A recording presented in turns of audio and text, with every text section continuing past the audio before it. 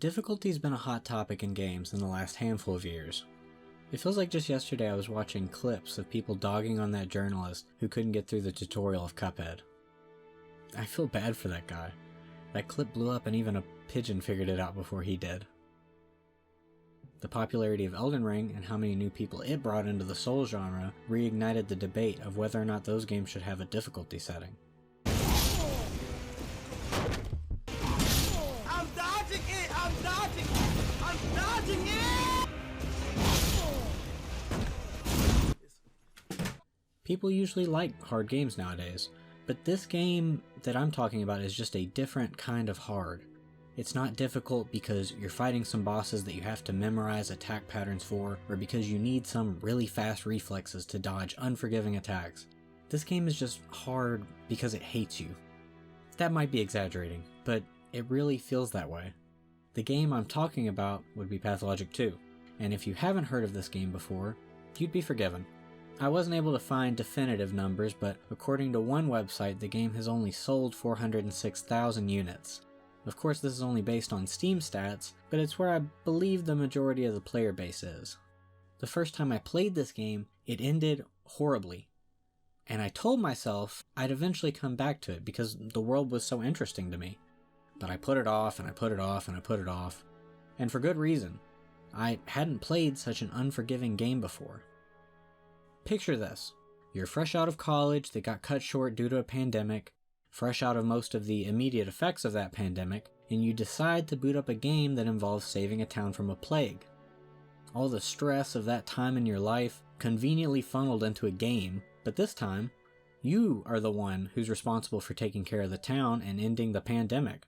You watch friends die, you watch society collapse in on itself, and you are responsible for all of it.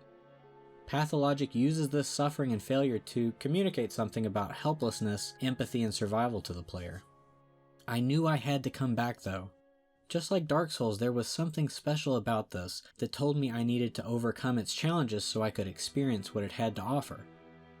And finally, after 5 years of waiting, I came back to the game. And things had not changed much.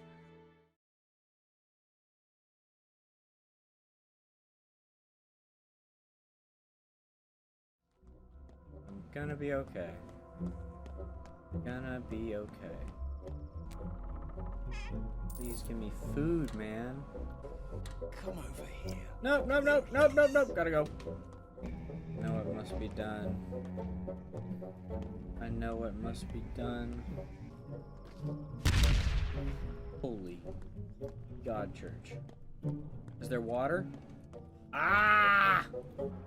I'm very hungry. Dude, I'm not well enough to even be doing this. Closer. Open the door! Woo! I have nothing. I have literally nothing. Things, you know. And I don't have water? Okay, no worries. I'm heading in the wrong direction. Yep, I'm probably gonna die. I have nothing. Will the fund reward me tomorrow? Yes. Will I survive to tomorrow? Probably not. Alright, I didn't know that would make you angry. I have to go. Ah! Okay. I am not here right now. This is not real. You cannot convince me. Oh God. I can go sleep. Wait. Don't kill me. Please don't kill me.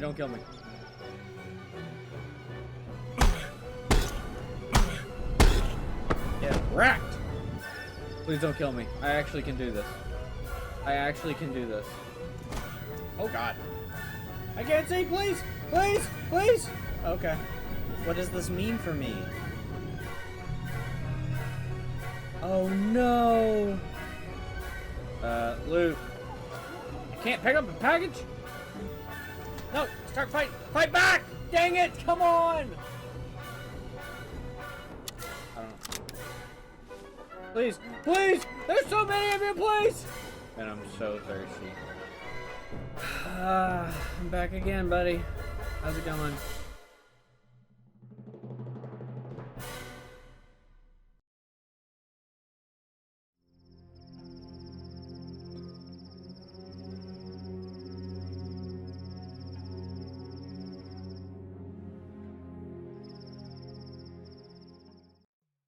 This game takes place in what's called the Town.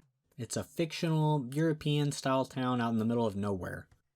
It's planted along a river, which seems to be a source of superstition rather than something the town uses as a resource. It doesn't seem to be used for travel outside of a race within the kin called the Worms, which I'll talk about later a little bit. The locals refuse to drink from it, despite it being proven to be clean, and they don't fish from it for fear of sharp objects being in the river.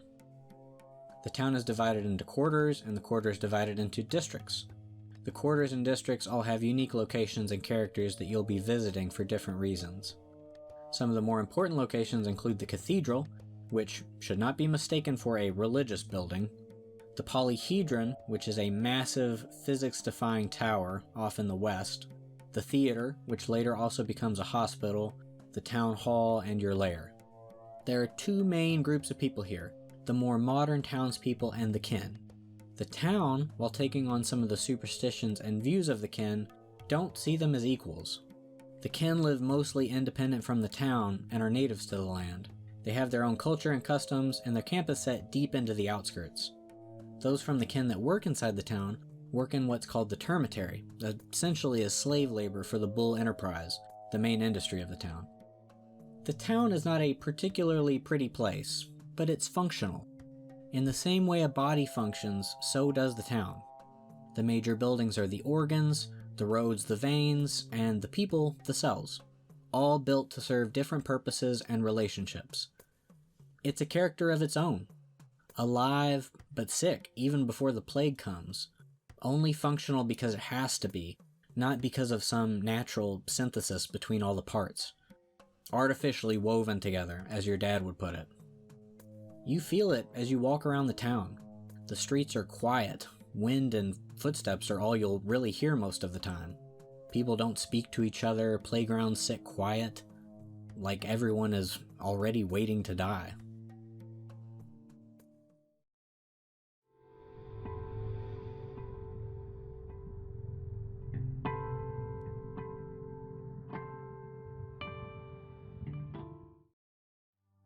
In Pathologic 2, you play the character of a surgeon who's been called back to his hometown by his father after about 6 years away studying medicine.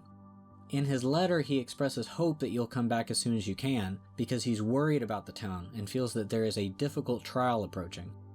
It's a trial he believes requires the attention of another doctor, as he's the town's only physician at the moment. You arrive by train car after a few odd dreams and conversations with a hobo, only to find that things have already gone horribly wrong. You're going to have to take on a disease spreading across the town alone. The only man who knew what to do with it is dead, and the person who killed him looks a whole lot like you. Oh, and you only have 12 days to find a cure, so good luck. Even worse, you've been gone from your home for a long time. You're being reintroduced to a lot of characters and culture that you've forgotten about. Maybe even purposefully distance yourself from. But the town hasn't forgotten you. You are an outsider to this town just as much as your character is at this moment. You get glimpses of what was and what remains when you talk with the townspeople. Their distrust, their hope, their fear. Besides what I hope is the general desire in everyone to keep people alive, you do grow to care about some of the people in town over time. The game is very cryptically written at times. People talk to you like you never left in the first place and still remember everything. Or almost like maybe they just don't know how to talk to outsiders. No matter how hard you try, you probably won't understand everything, but you will grasp enough to keep moving through the game and catch some things mentioned here and there. The big ticket items like the plague, characters' roles in the town, the tensions between the kin and townspeople, and some of their history, those are easier to pick up on. As time goes on, the town progressively descends further and further into chaos. Districts are continuously ravaged by the plague, looters who are willing to kill to survive come out and take over the streets and houses, and outside influences begin creeping into the town to try their hand at dealing with the outbreak.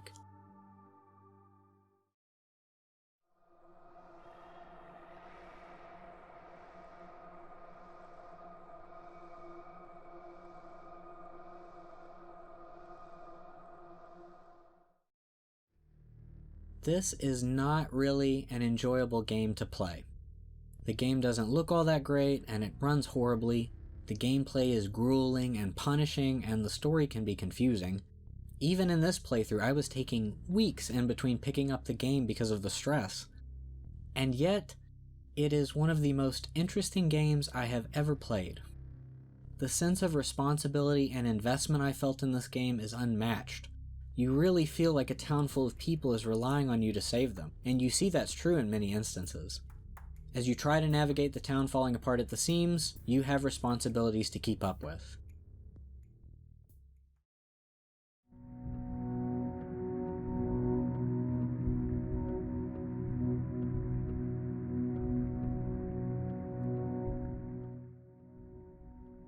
You are responsible for yourself and your health.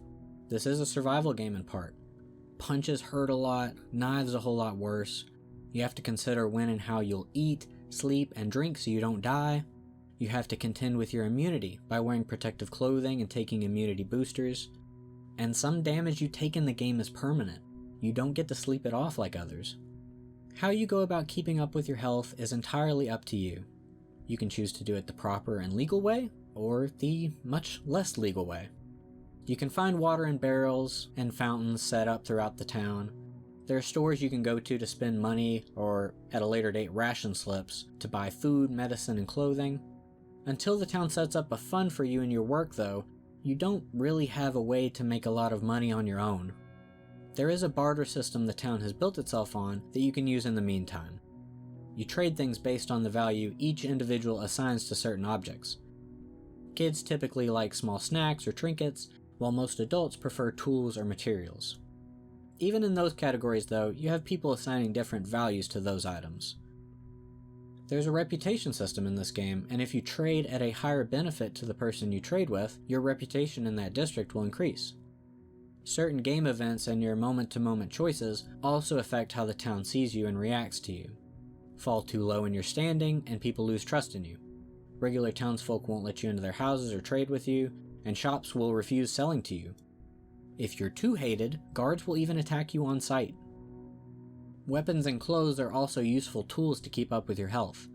At a certain point in the game, things are going to devolve far beyond what the normal structural arms of the town can handle.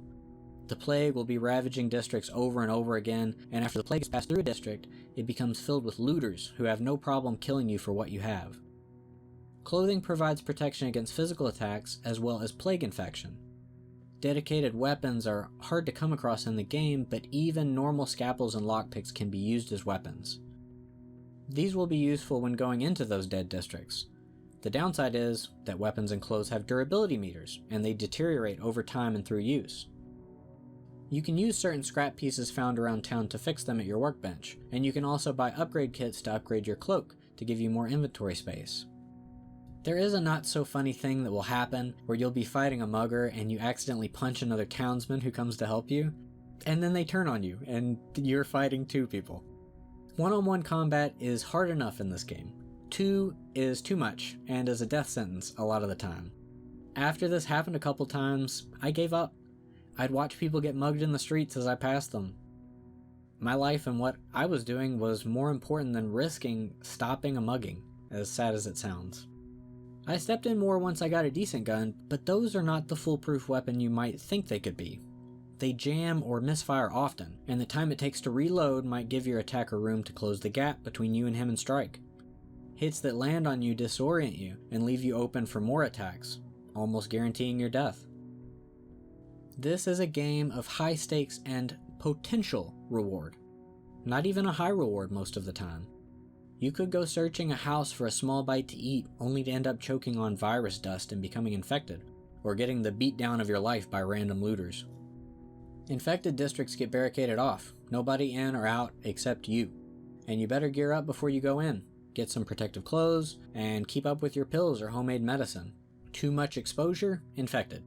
Get touched by your local infected resident? Infected. They might seem like they're just normal people in need, but they will get you killed. I got trapped with 3 in a room once and blew one of them away without realizing it would hurt my reputation. Then immediately after I got jump scared coming out of the building by a guard. This game has a way of jump scaring you without using a traditional jump scare. You'll just be going about your business and suddenly be in a conversation with someone. The screen flashes into a close-up on a townsperson, delivering a message when you were just taking a stroll through the town.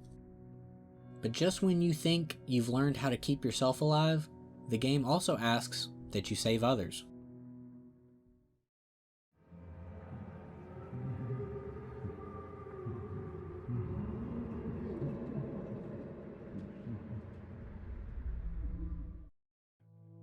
You are responsible for the town as its new senior physician. Congratulations, you've been promoted. There are a few other doctors running around and working on their own projects, but the town looks to you to find the cure.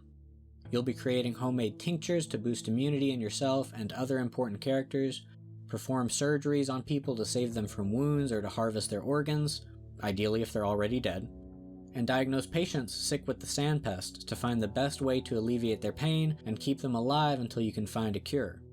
Your enemy is ruthless.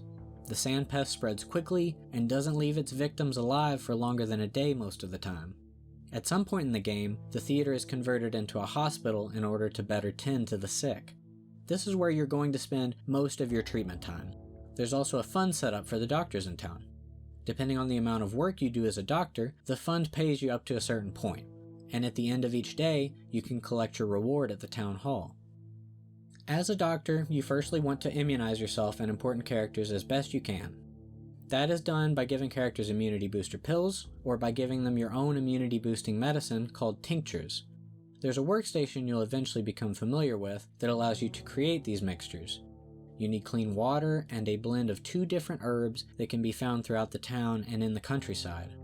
These mixtures can turn into 3 different kinds of tincture in 2 different levels of strength.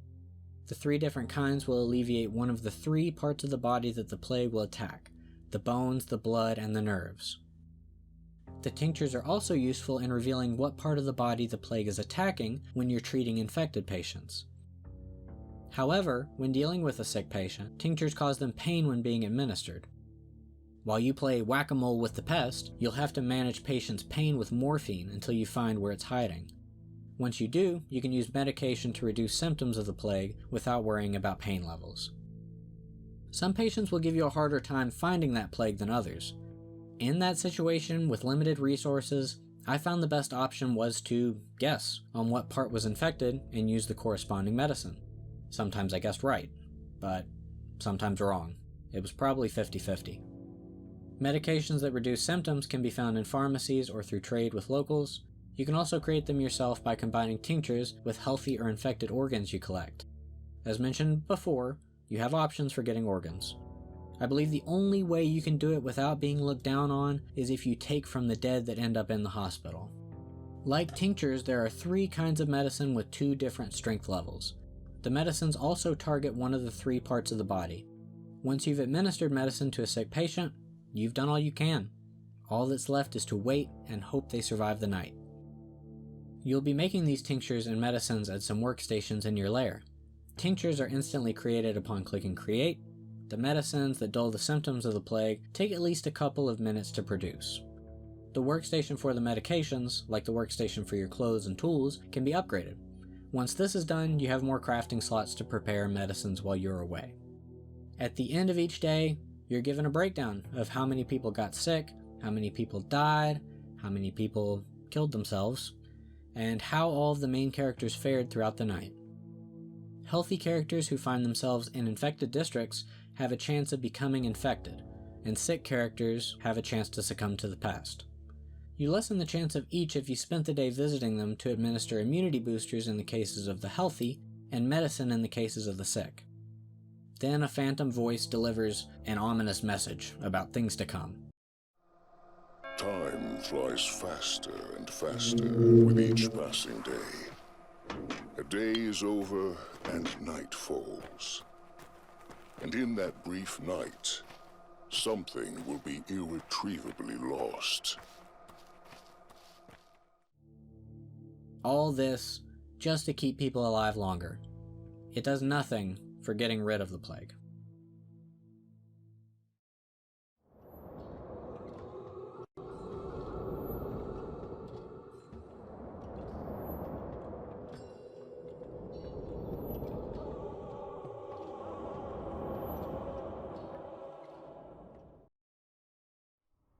Finally, you are responsible to the townspeople, be them old friends or strangers that you're just now meeting. You have a reputation to keep up in order to have help from the town.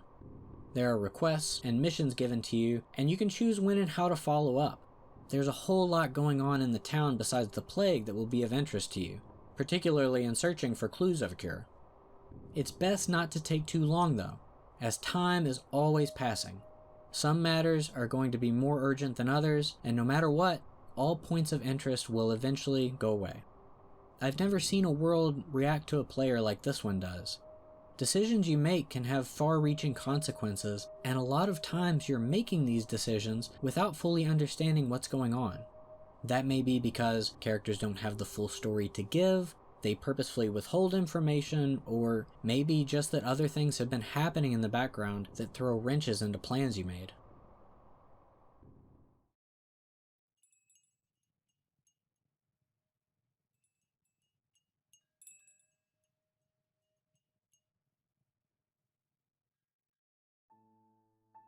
It's a lot to keep up with, too much even. You are racing against the clock, racing against the town, and racing against the disease and death itself. Trying to balance it all is impossible, and at some point, you will leave one or the other lacking.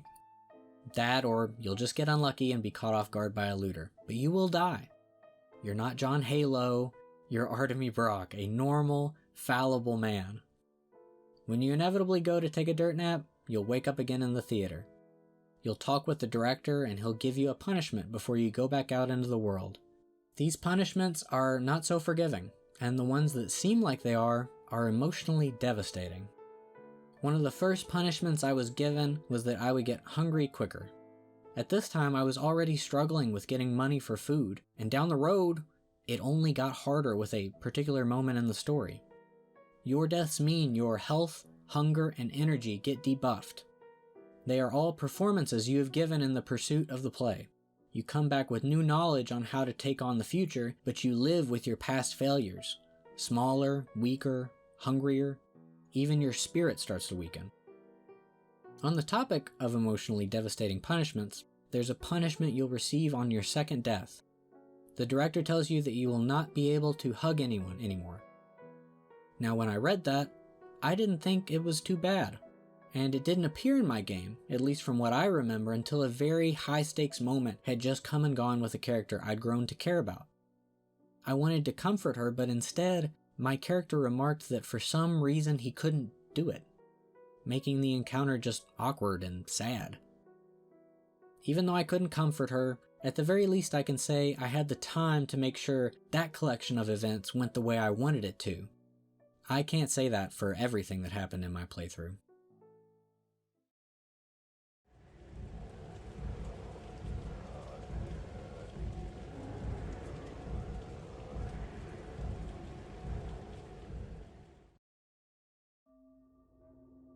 Time stops for no one.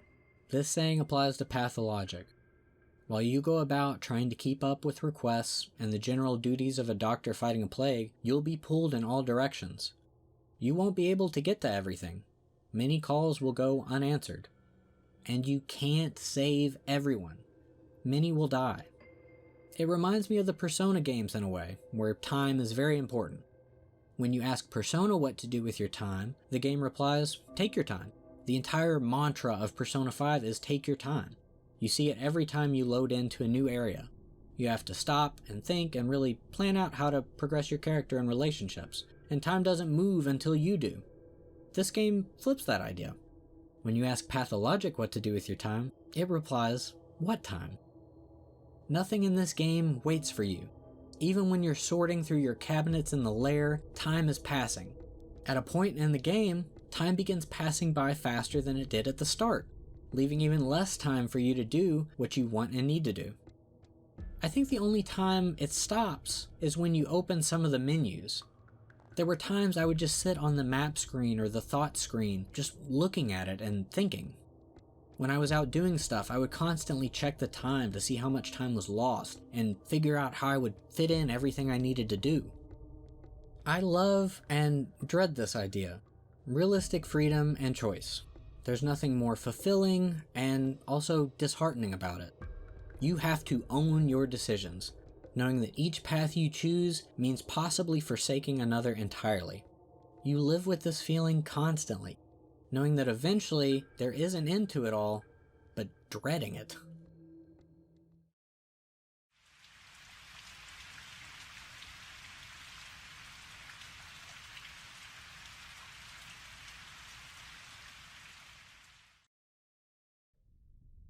Everything in this game is painful, which makes every small accomplishment only feel like you're clawing your way out of a consistently sinking hole.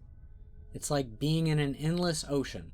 You just got dropped in the middle of it, and you keep treading water, but there's never any land or help in sight.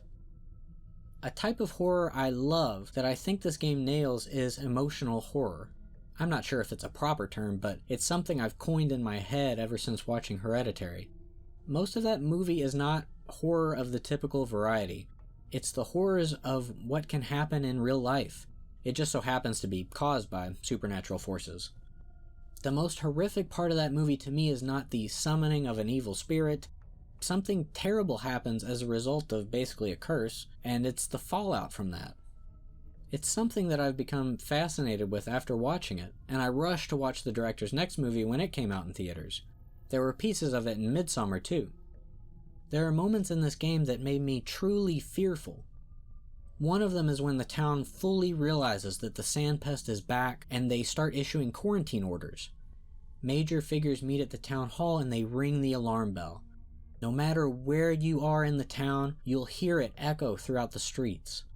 All of your other thoughts and objectives are canceled, and your only purpose then is to go to the town hall. As you walk the streets to get there, figures guide your path, ominously pointing in the direction you need to go. It's a true all-hands-on-deck moment. The gravity of the situation fully sets in, and you get this horrible sinking feeling because things just got much worse. You're in the middle of a terrible situation, and the only way out is through.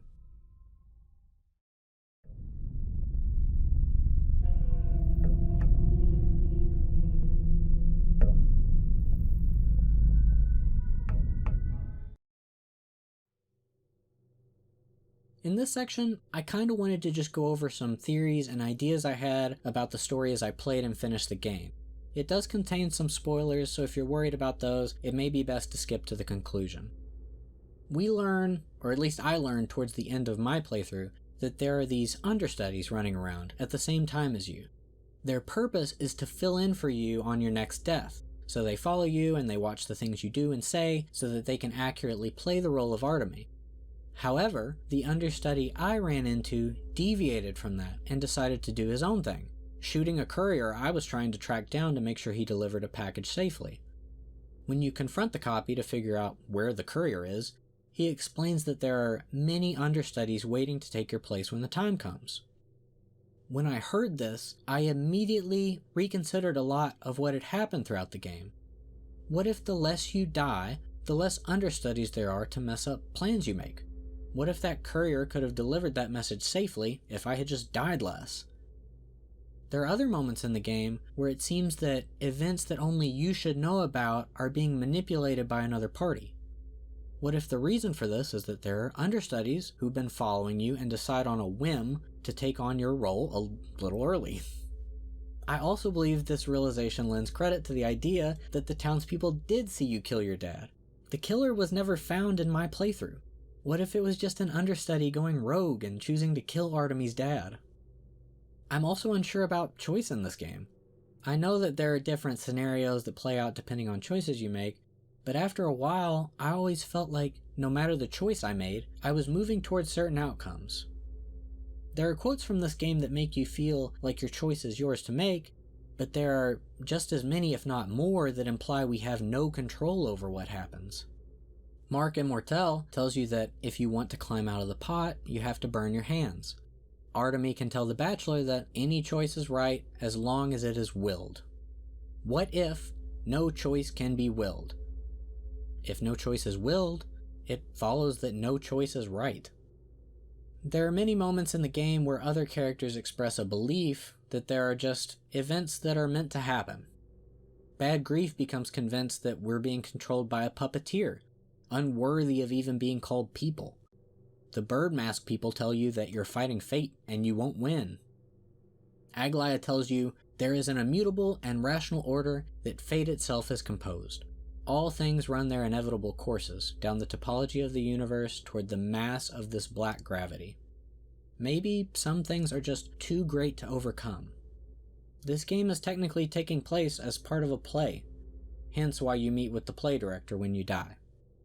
It seems that some things in the game are set in motion by the playwright, and you're being puppeteered without even realizing it. Not directly controlled, but pushed and guided into the direction you're needed to take that best suits the story the director wants to tell.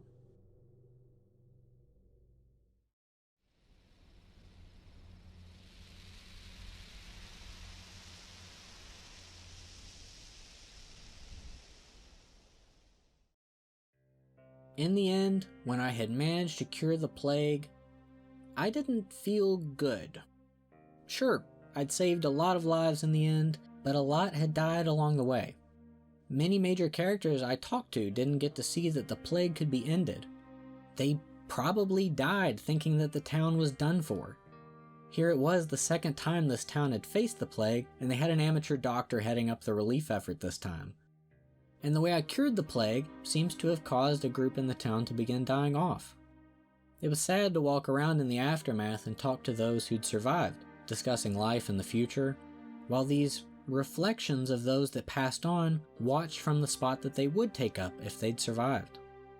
I'd remember them and wonder what more I could have done to keep them alive.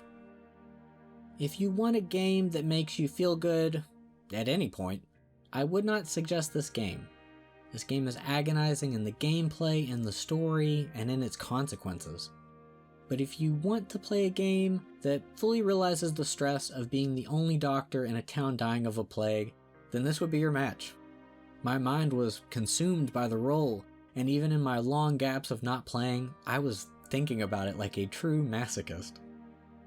I don't really believe that Pathologic 2 just hates you and wants to make your gameplay miserable. I think it just refuses to lie to you. The difficulty is a test of your will. To save something, even in the small scale, you have to give up other things, lose part of yourself at times. Failure is always a possibility, and failure sometimes makes things harder. But if it's something you care about, you keep going until you make it to the end. Ultimately, your effort means something. It makes a marked difference on the world. Despite his suffering and confusion, Artemy finished the job and saved the town because he felt a responsibility to continue his dad's work. He also wanted to save the people he used to be a part of and begins being a part of again throughout the game. The accomplishment was worth the suffering because without it, the ending would be far different and far worse. Am I excited to jump back in? Hard to answer. But would I play it again? Ask me when the next plague comes.